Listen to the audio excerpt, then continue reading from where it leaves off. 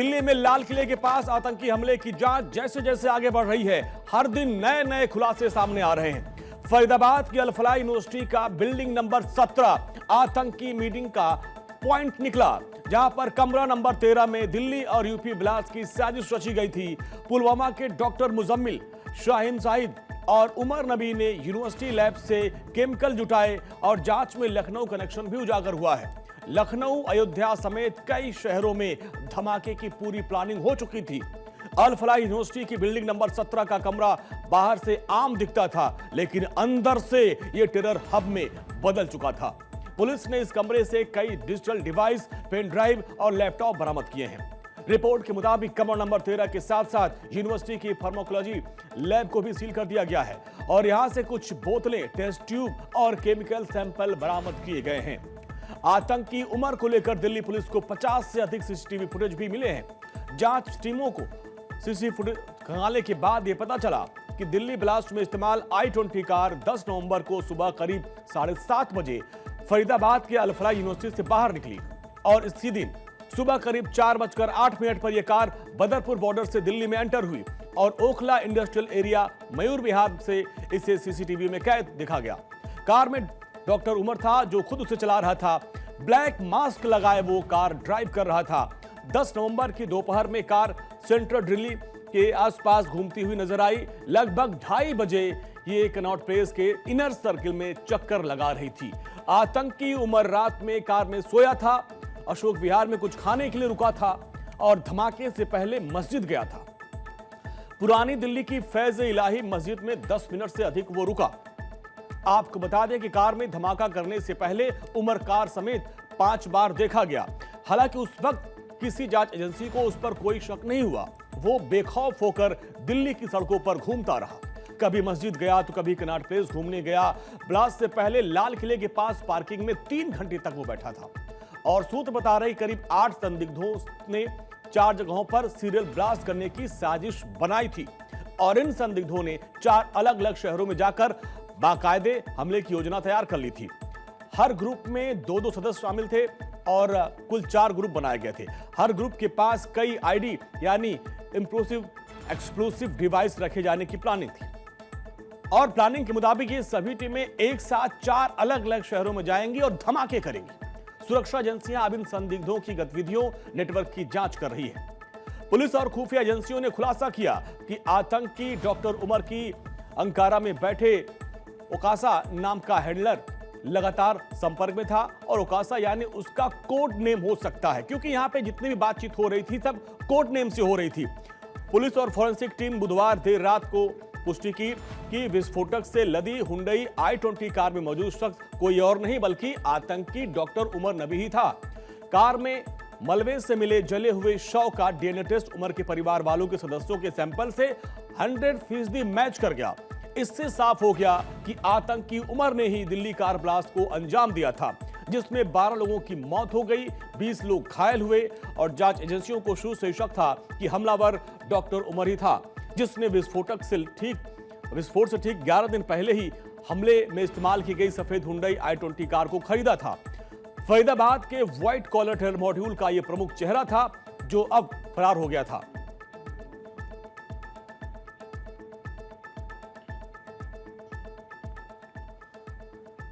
अब बात बिहार चुनाव की।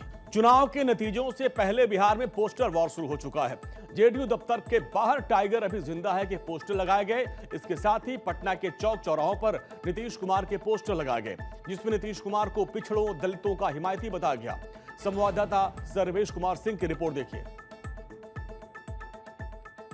बिहार में हुए 2 चरणों के मतदान में बम्पर वोटिंग को हर दल अपने अपने तरीके से डिकोड करने में लगा हुआ है। माना जा रहा है कि 243 सीटों पर 5% से लेकर 13% तक ज़्यादा मतदान इस बार दर्ज किया गया है और देखिए इसको तमाम दल अपने अपने तरीके से डिकोड कर रहे हैं कि यह महिलाओं का बढ़ा हुआ वोट है, युवाओं का बढ़ा हुआ वोट है और यह वोट जो है एक तरफ महागठबंधन जहां इस पे अपना दावा कर रहा है, वहीं एनडीए की तरफ से भी दावे किए जा रहे हैं कि इस बार फिर से एक बार एनडीए की सरकार बनने वाली है। लेकिन इसी दरमियान कल काउंटिंग होना है और आज पटना के चौक चौराहों पर इस तरह के पोस्टर लगाए गए हैं जिसमें टाइगर अभी जिंदा है। नीतीश कुमार का हंसता मुस्कुराता चेहरा, हाथ उठाकर अभिवादन करता हुआ चेहरा, इस पे चस्पा किया गया है। दलित, महादलित, पिछड़ा, अति पिछड़ा, सवर्ण, अल्पसंख्यक के संरक्षक, ये बताया गया नीतीश कुमार को और सीधे तौर पर लिखा गया है मैसेज, एक बड़ा संदेश देने की कोशिश कि टाइगर अभी जिंदा है। मतलब ये साफ है कि एनडीए के लोग ये मान रहे हैं कि नीतीश कुमार के नाम पर, पीएम मोदी के नाम पर मतदाताओं ने भरोसा किया है और एक बार फिर से बिहार में एनडीए की सरकार बनने वाली है। नीतीश कुमार मुख्यमंत्री बनने वाले हैं। यह तस्वीर, यह पोस्टर उसी का एक सबूत है। हालांकि इस पूरे रहस्य से कल पर्दा उठेगा, लेकिन फिलहाल पटना के चौक चौराहों पर यह पोस्टर कौतूहल और चर्चा का विषय बना हुआ है। अपने सहयोगी मृत्युंजय के साथ सर्वेश कुमार सिंह, भारत 24, पटना। बीजेपी दफ्तर बैनर, पोस्टर और होर्डिंग से पटा हुआ है। बीजेपी दफ्तर में प्रधानमंत्री मोदी, अटल बिहारी वाजपेयी जी की तस्वीर लगाई गई है। पोस्टर के जरिए बिहार में एनडीए सरकार का दावा किया गया है। ये तस्वीरें आप देखिए किस तरीके से अलग अलग जगहों पर अलग अलग पोस्टर लगे हैं। बिहार में चुनाव खत्म होने के बाद सबको नतीजों का बेसब्री से इंतजार है, लेकिन भाजपा कार्यालय में इस वक्त हम मौजूद हैं और भाजपा कार्यालय को एक तरह से कहा जाए तो नए तौर तरीकों से सजाया गया। नए नए पोस्टर, बैनर और होर्डिंग्स लगाए गए हैं और पहली बार नहीं, ये दूसरी बार है जब नीतीश कुमार भाजपा कार्यालय के भीतर अपनी तस्वीरों में सीधे तौर पे देखे जा सकते हैं। और ये तस्वीर लगाई है पीएम नरेंद्र मोदी के साथ और सीधे तौर पे जो कैप्शन लिखा गया है उसमें लिखा गया है, आज आपके दो भाई नरेंद्र और नीतीश जी मिलकर आपकी सेवा, समृद्धि और आपके स्वाभिमान के लिए लगातार काम कर रहे हैं।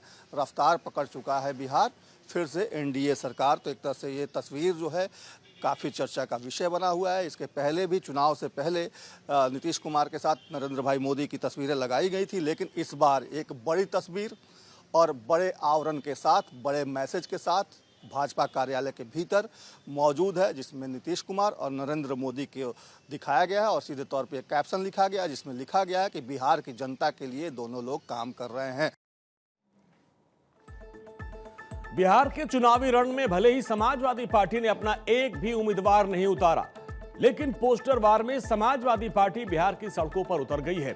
समाजवादी पार्टी युवा विंग के अध्यक्ष ने तेजस्वी यादव और अखिलेश यादव की साझा तस्वीर लगाकर नीतीश कुमार को अलविदा कहा। नीतीश, नरेंद्र भाई और टाइगर अभी जिंदा है के बाद समाजवादी पार्टी भी अब इस पोस्टर वार में कूद पड़ी है और सीधे तौर पे बिहार प्रदेश समाजवादी पार्टी की तरफ से धर्मवीर यादव, जो कि यूथ के प्रदेश अध्यक्ष हैं, उनकी तरफ से यह पोस्टर लगाया गया है जिसमें लिखा गया है, अलविदा चाचा। नीतीश कुमार को मुख्यमंत्री की कुर्सी पर बैठे हुए दिखाया गया है और दूसरी तरफ तेजस्वी यादव और अखिलेश यादव की तस्वीर है जिसमें कि वो अभिवादन कर रहे हैं जनता का। लालू प्रसाद यादव, मुलायम सिंह की भी तस्वीर है इस पोस्टर पर और सीधे तौर पे इसमें अलविदा चाचा। जनता अब हुंकार भरे तो महलों की नींव उखड़ती है, सांसों के बल पर ताज हवा में उड़ती है।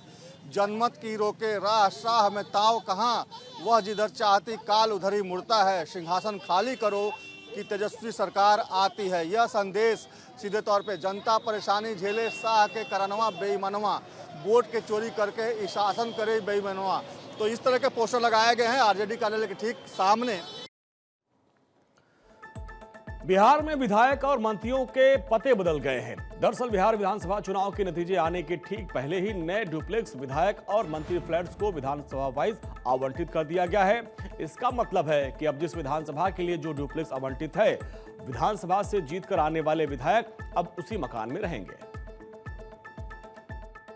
विधानसभा के नतीजे आने से पहले ही एक बड़ा बदलाव देखने को मिलेगा। आपको दिखाते हैं कि ये विधायकों के लिए, मंत्रियों के लिए बने हुए आवास हैं, डुप्लेक्स बंगलो हैं, जिसपे तमाम जो विधायक मंत्री हैं उनको ये अलॉट किया जाता था। पहले यह आवास जो था अलौली विधानसभा के रामवृक्ष सदा को अलॉट था, लेकिन अब यहाँ पर चकाई 243 नंबर जो विधानसभा क्षेत्र के उम्मीदवार जो जीत कर आएंगे उनको यह मकान मिल जाएगा। मतलब रामवृक्ष सदा को अब यह मकान जो है उनसे अब वापस ले लिया गया है और ये अब चकाई विधानसभा के जीते हुए उम्मीदवार को मिलेगा। तो एक तरह से कहें तो विधायकों का पता बदल जाएगा। और इसी तरीके से आप देखिए आगे भी अब आपको दिखा रहे हैं कि नारायण प्रसाद जो हैं वह विधायक हैं नौतन के, उनको यह मकान मिला हुआ था, लेकिन अब यह मकान जो है डुप्लेक्स मकान जो है ये झाझा के जो जीते हुए विधायक होंगे उनको मिलेगा और वो यहाँ पर रहेंगे। इसके अलावा इस तरीके से तमाम जो इस पूरे